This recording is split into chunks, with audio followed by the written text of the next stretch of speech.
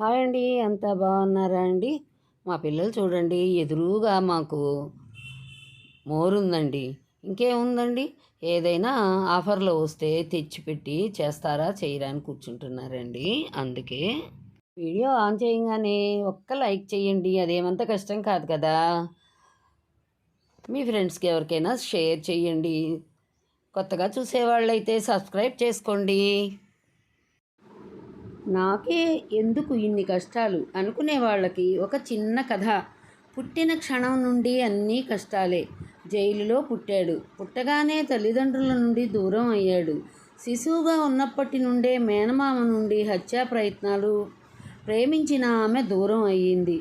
తన ఊరి వాళ్ళ కోసం సర్పంతో ప్రాణాలకు తెగించి పోరాటం చేశాడు.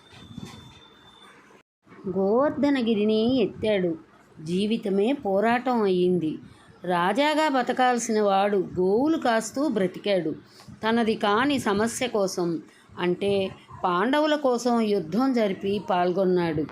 ధర్మపక్షం నిలబడి అంత కురుక్షేత్ర యుద్ధం చేయించి చీపురు పుల్ల కూడా సంపాదించుకోలేదు. పైపెచ్చు ధర్మం కోసం నిల్చున్నాడు. కనుకే ప్రాణం పోయే శాపం పొందాడు. కాదు, తన వాళ్ళందరూ నాశనం అయ్యే శాపం పొందాడు. సాధారణ బోయవాని చేతిలో చనిపోవటం ఏంటి కర్మ. కాకపోతే గజ ఈతగాడు మురికి కాలువలో పడి చనిపోయాడు అన్నట్టు చావు అయినా చెప్పుకునే అంత గొప్పగా దొరకలేదు ఆయనకి. సాధారణ మనుషులమైన మన కష్టాలు ఏపాటి.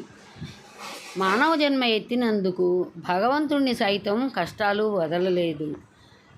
ఎంత కష్టాలంటే కంటెమ్మట నీరు వస్తాయి తలుచుకుంటే చాలు. నేను మూర్ఖులు ఏదేదో మాట్లాడుతూ ఉంటారు. భగవంతుడికి కష్టాలు ఎందుకు వస్తాయి అని.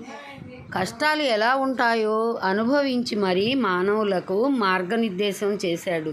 సత్యం కోసం నిలబడితే కష్టాలు వస్తాయి. అయినా కానీ సత్యం కోసం నిలబడే మహానుభావులు ఎందరో. అందరికీ వందనాలు. కృష్ణం వందే జగద్గురుం. కృష్ణార్పణమస్తు.